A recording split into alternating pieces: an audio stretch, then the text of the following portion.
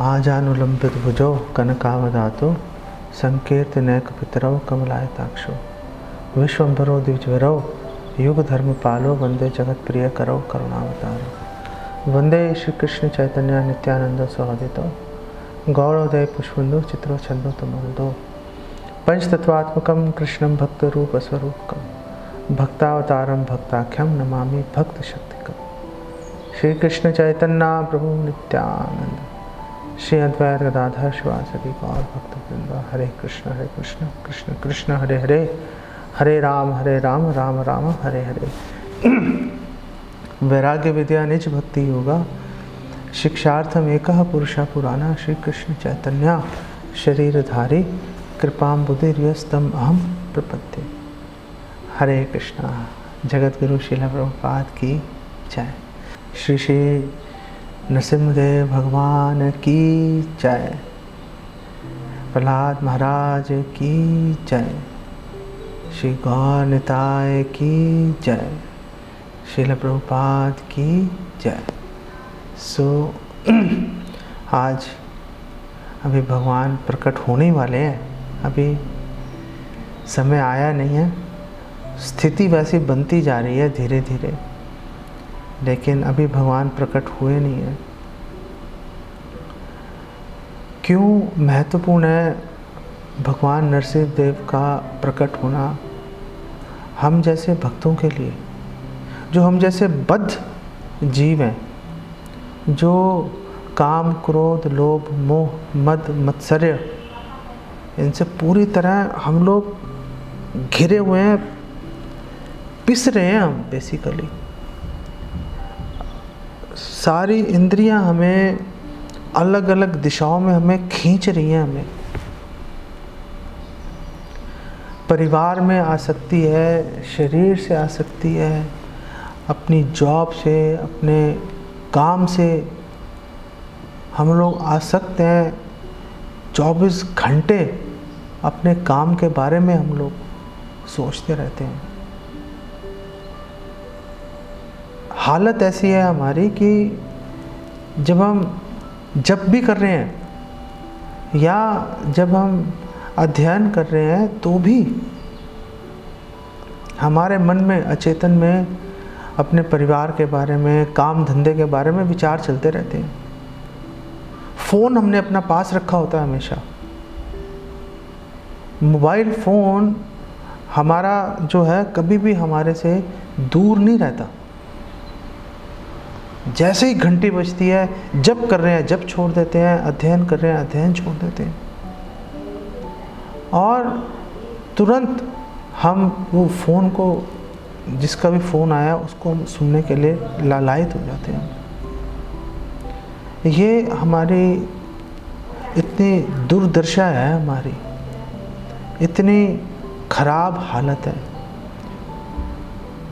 इतने साल हो गए हमें भगवान के नामों का जप करते हुए, भक्ति में लगे हुए, ऐसा लग रहा है आगे बढ़ ही नहीं रहे।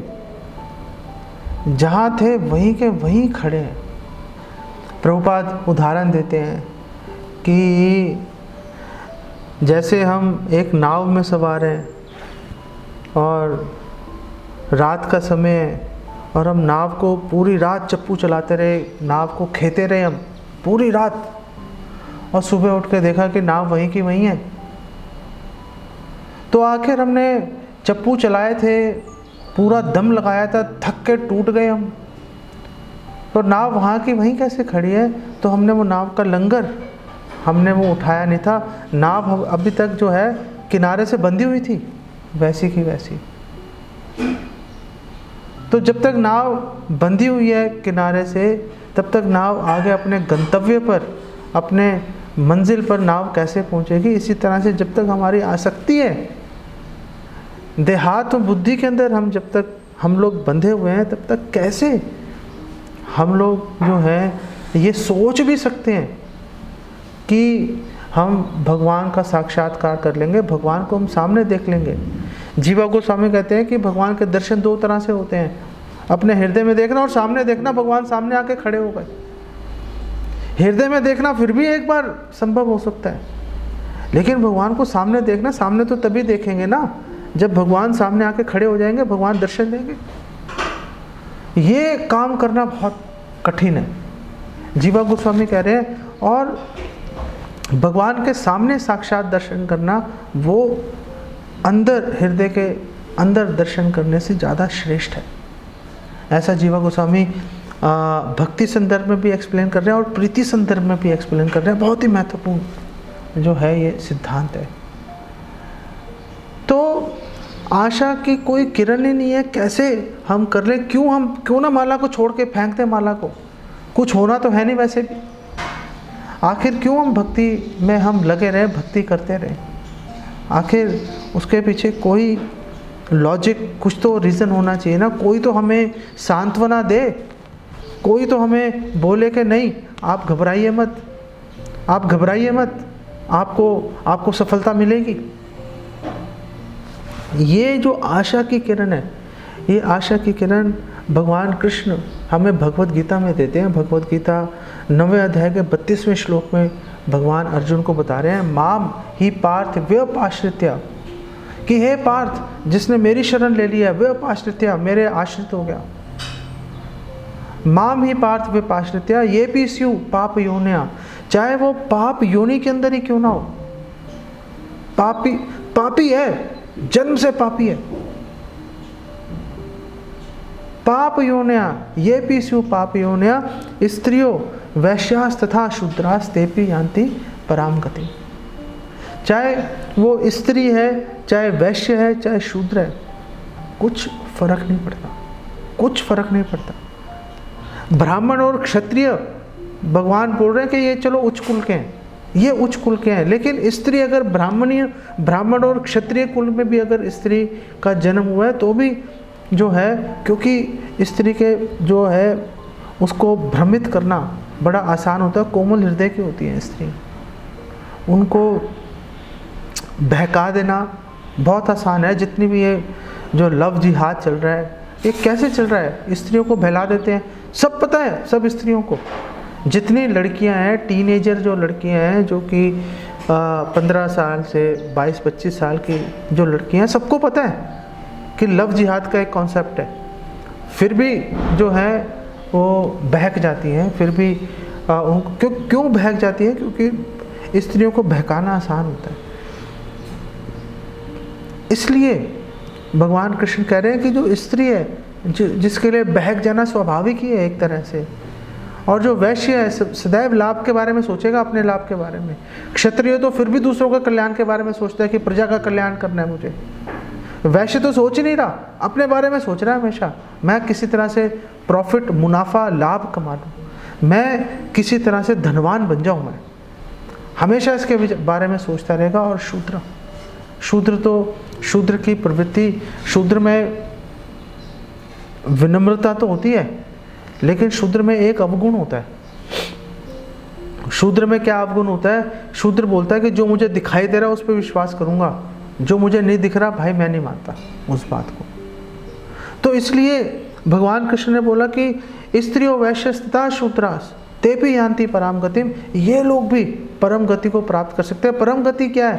परम गति स्वयं भगवान कृष्ण है। भगवान कृष्ण के चरण युगल प्राप्त करना, भगवान कृष्ण के साक्षात दर्शन कर पाना, ये जो है ये बड़ी महत्वपूर्ण बात है। एक्चुअली में अगर आप भगवत गीता ये 9वें अध्याय को पढ़ें तो इसके 31वें श्लोक में भगवान ने बोला था, अपि चेत सुदुराचारो भजते माम अनन्य भाग साधु रेव स मंतव्य सम्यक व्यवसितो ही सा। कि अगर किसी का कोई डिवोटी है, उससे अचानक उसका कोई गलती से, भूल से, एक्सीडेंटली उससे उसका कुछ गलती हो जाए, भूल हो जाए, उससे कोई अपराध हो जाए, भगवान कह रहे हैं कोई घबराने की बात नहीं है, कोई घबराने की बात नहीं है। उसको फिर भी भक्ति मानना पड़ेगा उसको, और वो मुझे प्राप्त कर लेगा, कोई संशय नहीं है। तो कोई व्यक्ति बोल सकता है ये तो बड़ी आश्चर्य की बात है, ये तो बड़ी आश्चर्य की बात है कि एक डिवोटी है, डिवोटी बनने से क्या लाइसेंस मिल गया गलती करने का?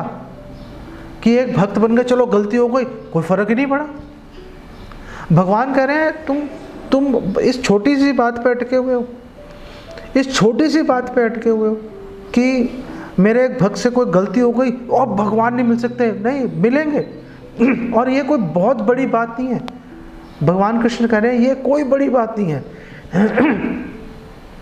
कि मेरे भक्त से अगर कोई अपराध हो जाए फिर भी मुझे प्राप्त कर लेगा वो, इसमें कोई संशय नहीं है। ये कोई बड़ी बात नहीं है, छोटी बात है। बड़ी बात, इससे बड़ी बात तो ये है कि अगर किसी का जन्म ही पाप योनि में हुआ, बचपन से पाप किए जा रहा है, वो भी मुझे प्राप्त कर सकता है। सुविधा प्राप्त है भगवान को प्राप्त करने की, ये सुविधा प्राप्त है। कोई ये नहीं कह सकता अरे हम तो बड़ी खराब हालत है हमारी, हम तो, हमारे लिए तो इस जीवन में भगवान को प्राप्त करना हमारे लिए तो संभव नहीं है, ये तो जीवन खराब हो गया, आगे देखेंगे कभी भगवान ने अच्छी कुल में हमारा जन्म किया तब भगवान की भक्ति अगर भाग्य में होगी तो कर लेंगे। नहीं, भगवान कह रहे हैं ऐसे कोई बात नहीं है। आप कैसी भी परिस्थिति में हो, किसी भी कुल में आपका जन्म हो गया, आपके पास ये सुविधा प्राप्त है कि आप भगवान की भक्ति में जुड़ जाओ। तो क्या हमारे पास कोई ऐसा उदाहरण है, क्या हमारे पास कोई ऐसा उदाहरण है कि जो पाप योनि में पैदा हुआ, उसका जन्म हुआ और भगवान ने उद्धार कर दिया उसका? हाँ, हमारे पास उदाहरण है।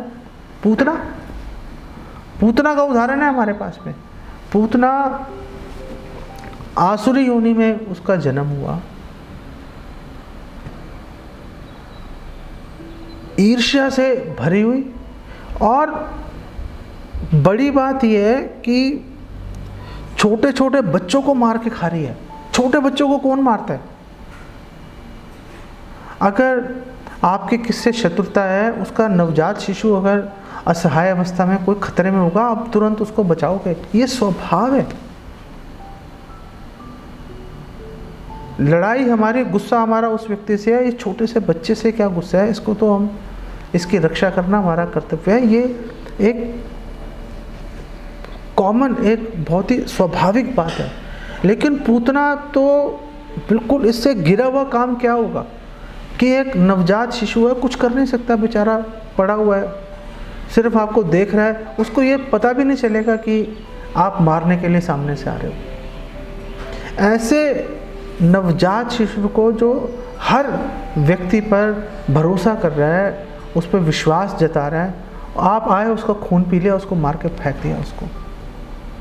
ऐसी पूतना को जो कि भगवान को मारने की भावना से आई, उसको भगवान ने अपनी माता का जो है दर्जा दे दिया, उसको अब धात्री, अपनी माँ बना लिया उसको भगवान ने।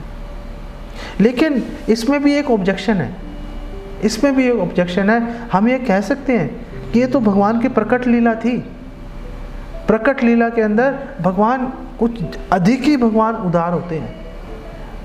प्रकट लीला के अंदर भगवान तो अवसर ढूंढते हैं कृपा बांटने के लिए, और भगवान ने कृपा बांट दी, पूतना को बांट दी। अब लेकिन भगवान हमारे सामने, भगवान उपस्थित नहीं है, भगवान प्रकट लीला नहीं कर रहे हैं। तो हम तो इस बात को नहीं मानते कि जो कृपा पूतना को मिली वो हमें भी मिल सकती है, क्योंकि प्रकट लीला और अप्रकट लीला में भेद है, नियम अलग चलते हैं वहाँ पर। अप्रकट लीला में भी भगवान अपने भक्तों पर दया करते हैं। ये हमें कैसे पता चलेगा? ये हमें प्रहलाद महाराज के प्रसंग से हमें पता चलता है। प्रहलाद महाराज आसुरी परिवार में जन्म हुआ, और श्रील प्रभुपाद बोल रहे हैं कि उसकी नसों में, प्रहलाद महाराज की नसों के अंदर, शरीर के अंदर आसुरी खून जो है वो दौड़ रहा है। और उन्होंने बोला कि ये जो असुर है, असुर की परिभाषा क्या होती है? असुर की परिभाषा हमारे शास्त्रों में दी गई है, असुषु ये रमन्ते इति असुरा, कि जो असु, जो अपने इंद्रियों के बारे में सदैव सोचे जा रहा है, अपनी इंद्रियों को कैसे मैं तृप्त कर लूं, उसके लिए मुझे हजारों लाखों लोगों का भी खून बहाना पड़े, कोई प्रॉब्लम नहीं है। जैसे हिरण्याक्ष हिरण्यकशिपु हैं, लाखों करोड़ों लोग मार दिए होंगे उन्होंने। आखिर पूरी ब्रह्मांड के ऊपर राज्य साम्राज्य ऐसे तो स्थापित नहीं होता। कोई अपने मन से राजी खुशी कौन देता है कि हाँ जी आज से हम आपके नौकर हो गए, ये सारी चीज़ आपकी है? कौन बोलता है? आपको 10 लोगों को मारना पड़ेगा तो 11वां व्यक्ति बोलेगा हाँ जी आपने, मैं आपका आधिपत्य, आपकी सत्ता को मैं स्वीकार करता हूँ। हिरण्यकश्यप ने भी ऐसा ही किया, उन्होंने भी ऐसा ही किया। और जब आप देखो कितनी बड़ी विडंबना है कि हिरण्याक्ष ने लाखों करोड़ों जीव मार दिए, हिरण्यकश्यप पे कोई फर्क नहीं आया, कोई फर्क नहीं आया। भगवान ने हिरण्याक्ष को मार दिया तो कितनी उसके हृदय पे चोट लग गई हिरण्यकश्यप के, मेरे भाई को मार दिया। अपनी इंद्र तृप्ति के बारे में सोचेगा, मैं महत्वपूर्ण हूँ और मेरे साथ जुड़े हुए जितने लोग हैं वो सब महत्वपूर्ण हैं। उनको चोट पहुँचाने का मतलब है मुझे चोट पहुँचा दी। इतना अभिमान, इतना अहंकार लेके चलते हैं। इसीलिए हमारे शास्त्रों में परिभाषा दी गई है असुषु ये रमन्ते इति असुरा, जो अपनी इंद्रियों में अपने आप में जो रम रहे हैं, अपने बारे में सोचते रहते हैं, वो असुर है। तो फिर सुर कौन है? और हमारे शास्त्र बोलते हैं स्वस्वरूपे रमन्ते इति सुरा, जो अपने स्वरूप में जो स्थित हैं वो सुर हैं। और स्वरूप कौन है? स्वरूप क्या है हमारा? चैतन्य चरितामृत बताती है जीवेर स्वरूप होए कृष्णेर नित्यदास। हर जीव जो है वो उसका स्वरूप है भगवान कृष्ण का दासत्व। ये बात अगर हम इस कसौटी पे कसेंगे, अब दैत्य कुल में जन्म हुआ नहीं हुआ, पाप योनि में जन्म हुआ नहीं हुआ, फर्क नहीं पड़ता। पीछे मैं एक वीडियो देख रहा था, नारायण महाराज गौड़िया मठ से हैं, उनका वीडियो था प्रभुपाद की एक तरफ से निंदा ही कर रहे थे वो प्रभुपाद की, और उन्होंने पूरा एक वीडियो बना दिया प्रभुपाद की बात को काटने के लिए। प्रभुपाद ने बोला, ये भगवद गीता इस श्लोक में 9:32 के अंदर प्रभुपाद ने ये बात बोली कि भाई जो स्त्रियाँ हैं, वैश्य हैं, शूद्र हैं, ये पाप योनियाँ हैं, बेसिकली लोअर बर्थ हैं, उनका निम्न कोटि का उनका जन्म है। नारायण महाराज बोला मैं नहीं मानता, मैं उनकी बात से सहमत नहीं हूं। अगर प्रभुपाद ने कितनी बढ़िया इसका अनुवाद किया, पहली बात यह है, इसके पीछे हमें समझना पड़ेगा रीज़न क्या चल रहा है।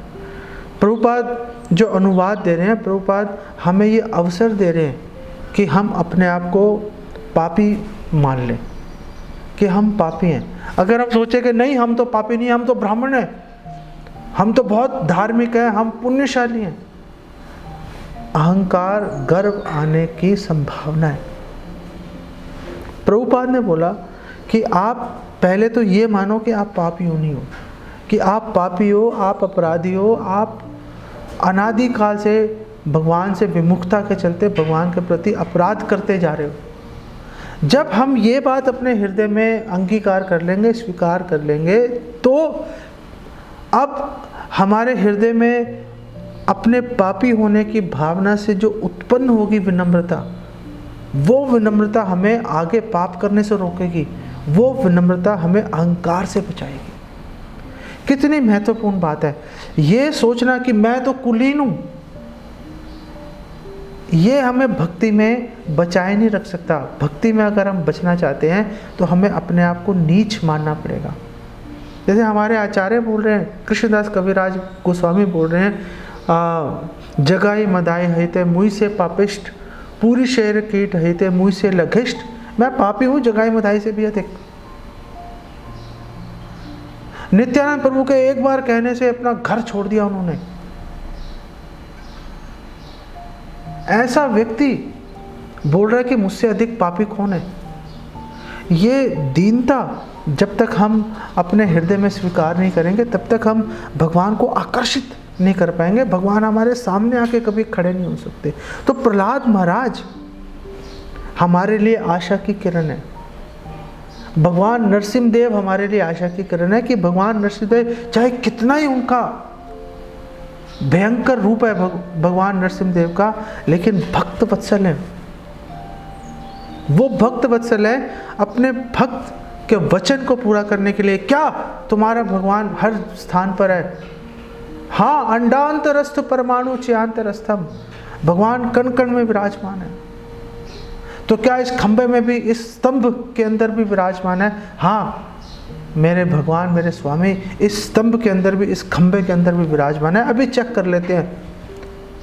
उससे अपने गदा से उस पर प्रहार किया। प्रहार धीरे किया था, आवाज़ ज़्यादा आई। हमारे शास्त्रों में बोल रहे हैं हिरण्यकश्यप ने प्रहार धीरे से किया था, उतनी आवाज़ आनी नहीं चाहिए थी, लेकिन जब भगवान नरसिंहदेव ने गर्जन किया और प्रकट हो गए, तो अब इसका मतलब ये नहीं है कि भगवान स्तंभ से प्रकट हुए तो वो स्तंभ जो है भगवान नरसिंहदेव के माता पिता हो गए। सूर्य पूर्व दिशा से उदय हो रहा है तो पूर्व दिशा जो है वो सूर्य देव की माता हो गई, नहीं। जिस प्रकार सूर्य स्वतंत्र है, इंडिपेंडेंट है, आश्रित नहीं है पूर्व दिशा पर, ऐसे ही भगवान प्रकट होने के लिए किसी पर भगवान आश्रित नहीं है। भगवान कभी भी किसी भी स्थिति से प्रकट हो सकते हैं। भगवान ब्रह्मा जी की नासिका से भी भगवान प्रकट हो सकते हैं, वराह रूप के अंदर। भगवान कहीं से भी प्रकट हो सकते हैं। भगवान को कोई प्रकट होने से कोई भी स्थिति भगवान को बाध्य नहीं कर सकती। फिर भी भगवान अपने भक्तों को प्रसन्न करने के लिए अपने भक्तों के अधीन होकर भगवान प्रकट हो जाते हैं। भगवान नरसिंहदेव प्रकट हुए ये बताने के लिए, हमें ये आश्वासन देने के लिए, ये हमें एश्योरेंस देने के लिए कि आप बिल्कुल भी चिंता मत करो।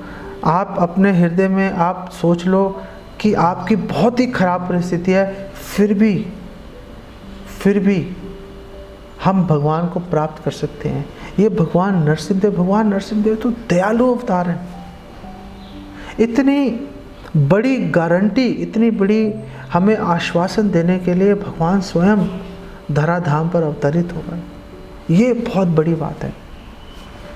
और जब भगवान प्रकट हो गए, मार दिया हिरण्यकशिपु को, तनु भृंगा, मच्छर की तरह मार दिया। तनु भृंगाम, कोई परिश्रम नहीं किया भगवान ने मारने के लिए हिरण्यकशिपु को। अब मार दिया, उसकी अंतड़ियां लेके अपने जो है गले में लपेट ली, जोर जोर से गर्जन कर रहे हैं, आंखें एकदम लाल सुर्ख उनकी, भगवान के वज्र के समान, भगवान के जो नख हैं जिससे कि उसके वज्र के समान वक्ष भगवान ने चीर दिया हिरण्यकशिपु का। अब वो सिंहासन पर बैठे हुए हैं और जोर जोर से गर्जन कर रहे हैं। कोई ब्रह्मा जी, शिव जी, कोई भगवान के सामने जाने का साहस नहीं दिखा पा रहा, कोई भगवान के सामने जा नहीं पा रहा। और ब्रह्मा जी ने बोला लक्ष्मी जी को, आप चले जाओ। लक्ष्मी जी कहते हैं मैं तो जाती नहीं भाई, पहले शांत हो जाए फिर जाऊंगी, पता नहीं क्या अनहोनी हो जाए। तो अब ब्रह्मा जी ने बोला कि जिसके निमित्त भगवान प्रकट हुए उसी को भेजते हैं, छोटे से बालक को। वो इतने विशाल भगवान की जो बाल हैं भगवान के, वो बादलों को टकरा के उसको छिन्न भिन्न कर रहे हैं। ब्रह्मांड के सबसे ताकतवर व्यक्ति को एक क्षण के अंदर भगवान ने मार दिया उसको। ऐसे व्यक्ति के सामने, ऐसे भगवान के सामने एक छोटा सा बालक, ब्रह्मा जी ने कहा तुम जाओ भगवान के सामने, भगवान को शांत करो। प्रहलाद महाराज ने एक क्षण भी हिचकिचाए नहीं, अरे क्या कह रहे हो ब्रह्मा जी, आप जा नहीं रहे, मुझे आप भेज रहे हो सामने, ऐसा कैसे बात बनेगी, आप चलो मैं आपके पीछे पीछे चलता हूं। नहीं, ऐसा नहीं बोला। ब्रह्मा जी की बात, गुरु की बात भी उन्होंने मानी कि ब्रह्मा जी मेरे आदरणीय है, ब्रह्मा जी, उनकी बात मानना मेरे लिए, मेरा जो है मेरा कर्तव्य है। ब्रह्मा जी मुझे आदेश दे रहे हैं तो ब्रह्मा जी रक्षा भी करेंगे, ब्रह्मा जी पावर भी देंगे, ब्रह्मा जी बुद्धि भी देंगे।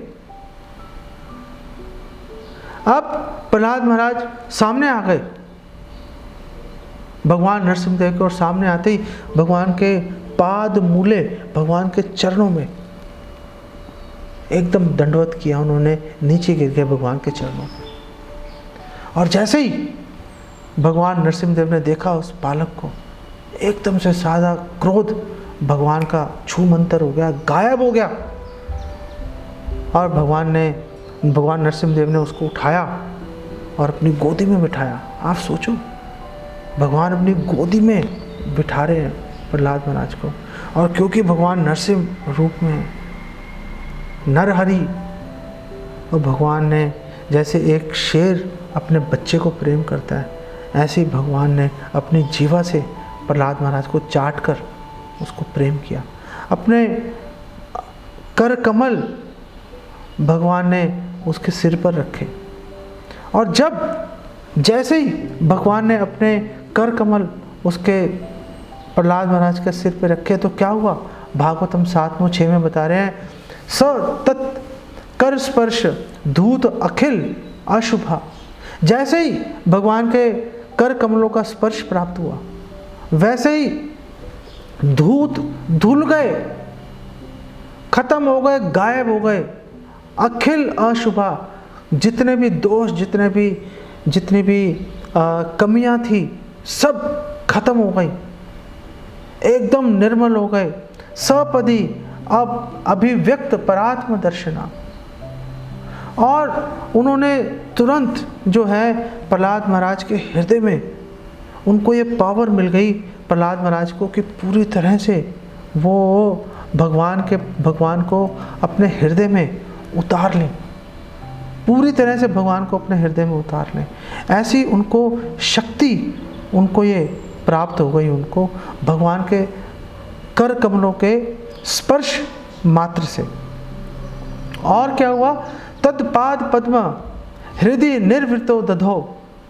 और भगवान नरसिंहदेव के जो चरण कमल हैं, हृदय, उनके हृदय में, प्रहलाद महाराज के हृदय में निर्वृत जब स्थित हो गए, तो प्रहलाद महाराज का हृदय, पूरा शरीर गदगद हो गया आध्यात्मिक भावों से, आध्यात्मिक प्रसन्नता से एकदम गदगद हो गया उनका हृदय। और उन्होंने दधौ, भगवान के चरण कमल रूपी आध्यात्मिक सुख को, आध्यात्मिक प्रसन्नता को कसकर उन्होंने अपने हृदय में जकड़ लिया, कसकर अपने हृदय में जकड़ लिया। और क्या हुआ?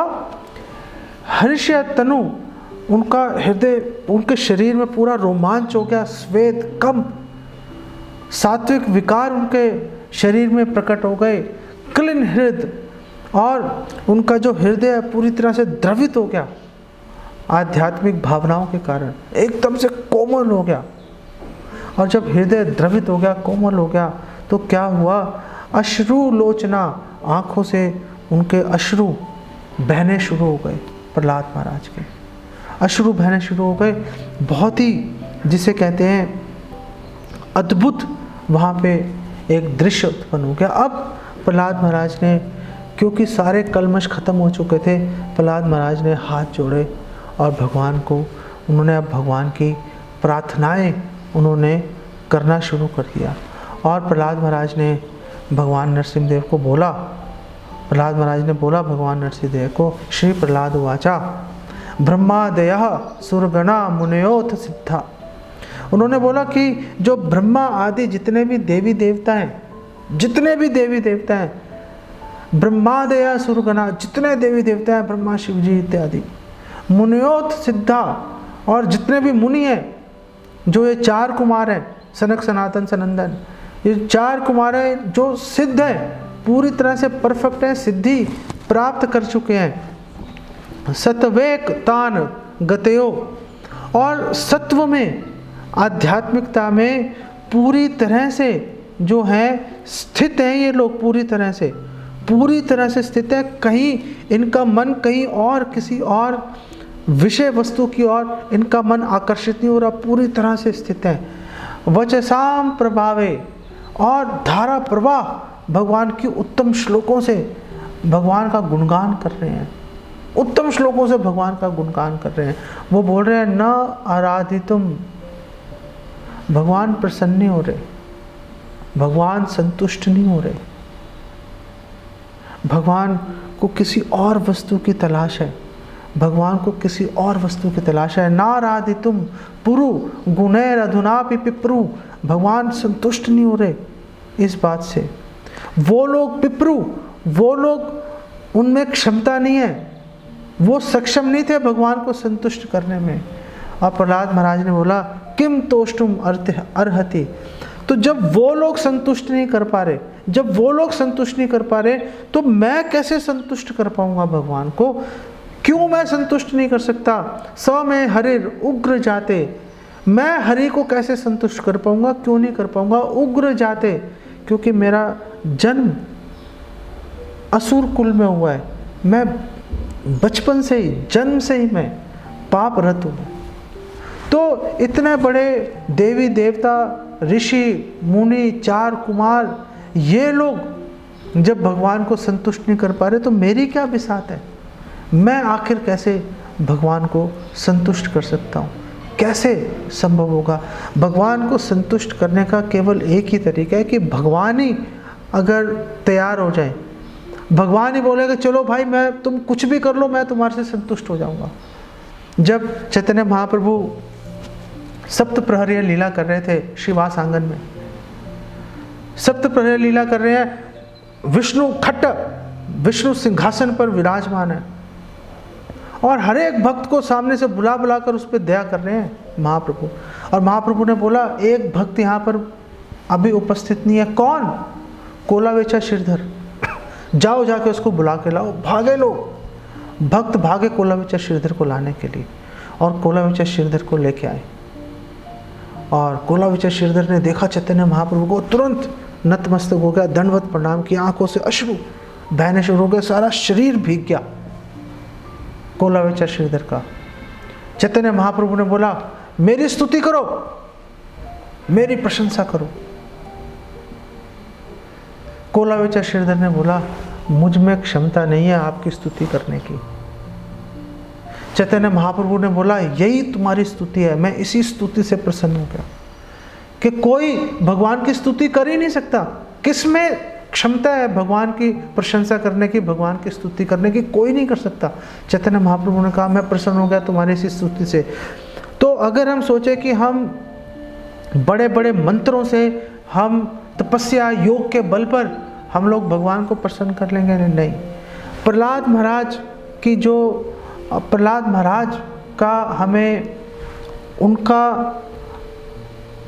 अनुगत, हमें उनका अनुसरण करना पड़ेगा, हमें देखना पड़ेगा महाजनों येन गता स पंथा, कैसे महाजन व्यवहार कर रहे हैं। वैसा अगर हम व्यवहार करेंगे तब बात बनेगी, तब बात बनेगी। और प्रहलाद महाराज ने बोला मन्ये धन अभिजन रूप तप श्रुत औज, उन्होंने बोला कि मैं ये मानता हूँ, मुझे पूरा विश्वास हो गया, अब मुझे विश्वास हो गया, क्योंकि भगवान ने मुझे दर्शन दे दिए, अब मुझे विश्वास हो गया। क्योंकि मेरे पास तो कुछ भी नहीं था, मेरे पास तो कुछ भी नहीं था, मैं एक बंदी बनाया हुआ था, मुझे बंदी बना के रखा हुआ था, और मुझे लगातार मुझे टॉर्चर कर रहे थे, मुझे यंत्रणा दे रहे थे। मेरे पास ना तो बुद्धि है, ना कुछ है, ना मेरे पास धन है, ना अभिजन है। ऐसा कोई नहीं है कि मैं भरा पूरा परिवार है मेरा जो मेरी देखभाल में रख रहा है। बड़े कुलीन परिवार में अभिजन, बड़े कुलीन परिवार में मेरा जन्म हुआ। रूप, मैं कोई रूपवान नहीं हूँ। तपा, कोई मैंने बहुत बड़ी तपस्या नहीं की, छोटा सा बालक क्या तपस्या करेगा। श्रुता, ऐसा नहीं है कि मैंने बहुत वेद इत्यादि सुन के मैंने कंठस्थ कर रखे। औज, कोई मुझ में मैं बहुत ओजस्वी नहीं हूँ, मैं कोई बहुत तेजवान, मैं कोई तेजवान नहीं हूँ। प्रभाव, ना मैं बहुत प्रभावशाली हूँ। बल, ना मैं बलवान हूँ, बिल्कुल कमज़ोर असहाय मैं हूँ। पौरुष, पौरुषत्व की मुझ में कमी है। छोटे से बालक से, आप 5-6 साल के बालक में आप कैसे मान सकते हो कि इसमें पौरुष होगा, बहुत बलशाली होगा। बुद्धि, मुझ में कुछ बुद्धि नहीं है, सही गलत का विवेक करने की ताकत नहीं है। योगा, मैंने कोई योग सिद्धियाँ मैंने प्राप्त नहीं की।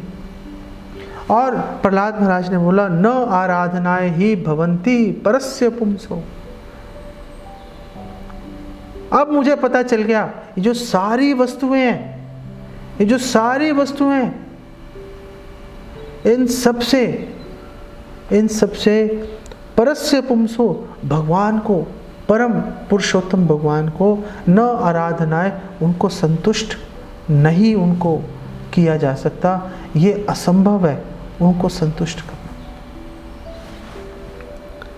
चैतन्य महाप्रभु ने भी ये प्रार्थनाएं की शिक्षाष्टकम में। उन्होंने बोला, ना धनम ना जन्म ना सुंदरिम कविताम वा जगदीश कामे मम जन्मनि जन्मनीश्वर भवताद भक्तिर अहेतु कित वही। भगवान प्रसन्न होंगे, भक्ति से प्रसन्न होंगे।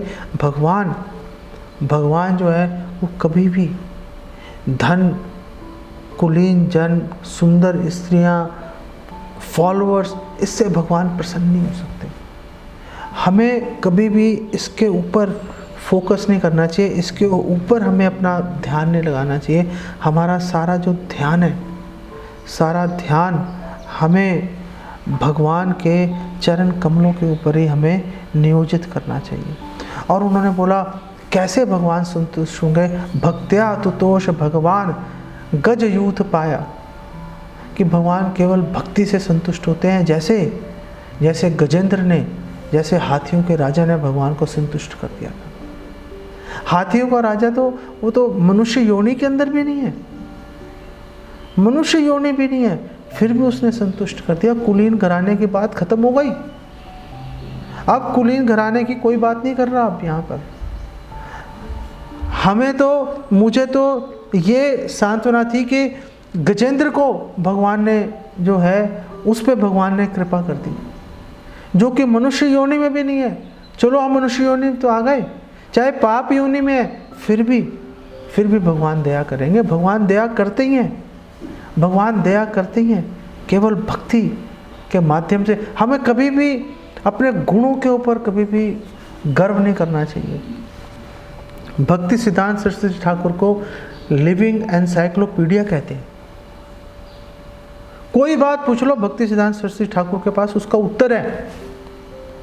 भक्ति सिद्धांत सरस्वती ठाकुर ने बोला कि जब मैं अपने गुरु से मिला, गौर किशोर दास बाबा जी के जब उन्होंने दर्शन किए, तो भक्ति सिद्धांत सरस्वती ठाकुर ने बोला कि जिन गुणों पर मुझे गर्व था,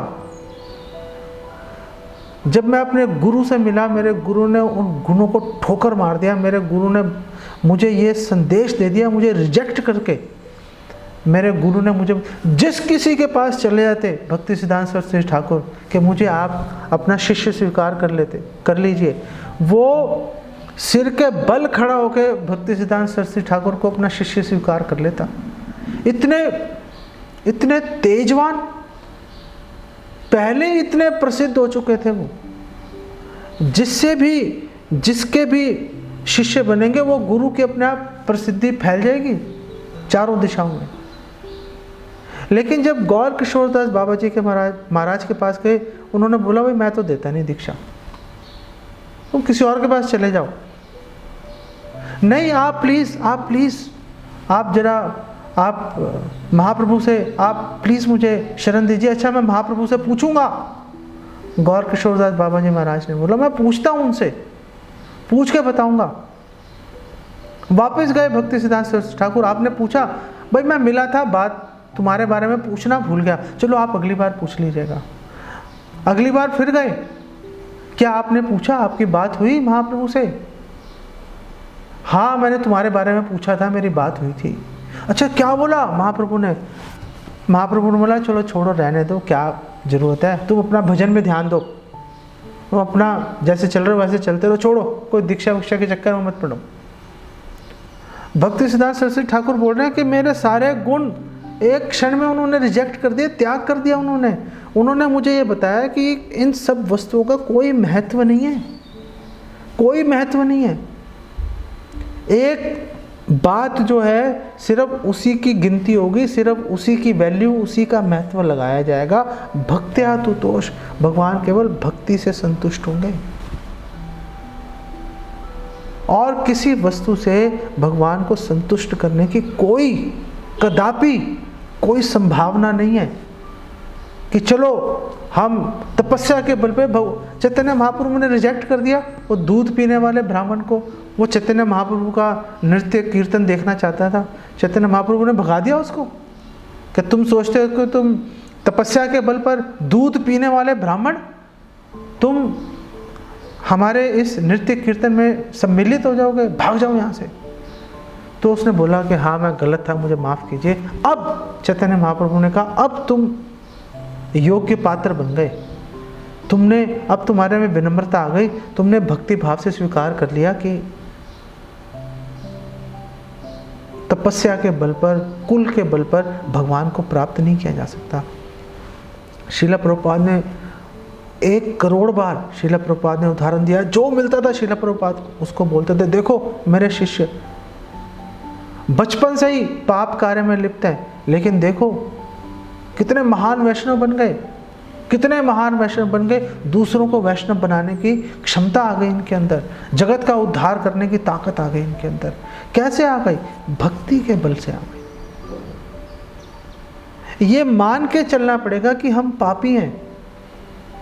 अगर किसी को बोल दो ना आप तो पापी हो, आप मूर्ख हो, तुरंत आपसे लड़ने, भक्त भी आपसे लड़ने पर उतारू हो जाते हैं। आपने कैसे बोल दिया ऐसे? एक बार मैं प्रवचन कर रहा था भागवतम क्लास में, तो मेरे सामने एक भक्त बैठा हुआ था। वो भगवान की सेवा के निमित्त थी, लेकिन कुछ वो जो है भगवान की आरती के लिए दीप बना रहा था वो। तो मुझे बार बार मेरा ध्यान उस तरफ जा रहा था। मैंने उसको बोला कि आप लेक्चर सुनो, ये सेवा बाद में करना। लेक्चर के समय उसने कुछ नहीं बोला, ये उसकी तारीफ है, लेकिन लेक्चर खत्म हो गया, मुझसे लड़ने आ गया वो। जो ना आपने ऐसे कैसे बोल दिया, आपको पता नहीं मैं कितना बिजी हूँ।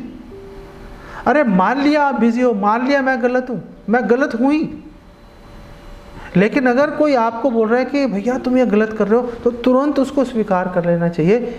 बहस करना, तर्क वितर्क करना वो अच्छी बात नहीं। महाप्रभु चैतन्य महाप्रभु, भगवान नरसिंह देव उससे प्रसन्न नहीं होते। प्रहलाद महाराज ये कह रहे हैं नहीं होंगे प्रसन्न इससे। विनम्रता से, भक्ति से भगवान को प्रसन्न कर पाएंगे। आगे और उन्होंने अनेक सुंदर प्रार्थनाएं की।